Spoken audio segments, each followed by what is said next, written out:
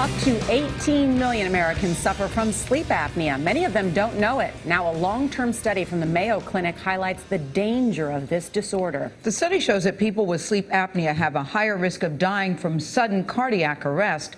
Dr. Carol Ash is director of sleep medicine at Meridian Health, and she joins us at the table this morning. Start us off with who's most affected by it and what happens when you have it.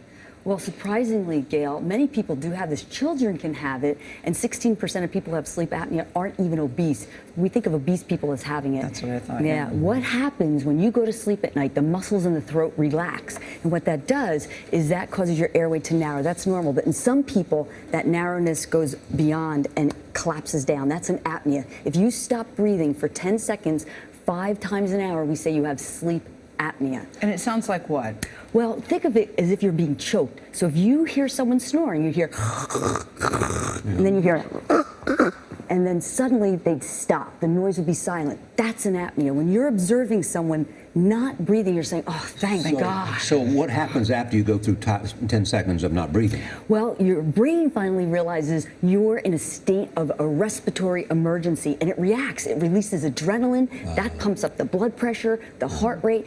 Inflammatory substances are released. That injures blood vessels, and over time you're at risk for sudden cardiac arrest. Right, and this study shows it can increase risk for sudden cardiac arrest. So how do we fix this? You've got something with you.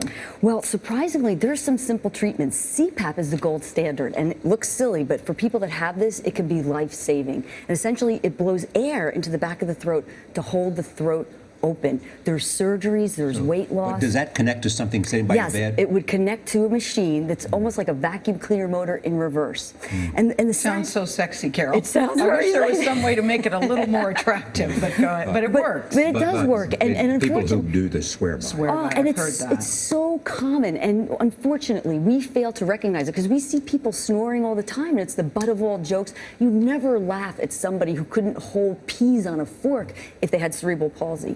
So snoring is a symptom. It can lead to this, and simply just identifying neck circumference and hypertension, 2 greatest predictors of the presence of sleep apnea. Neck circumference. Neck circumference. Give Believe us it or some not. numbers, please. Like 16.5 for women, 17 for men.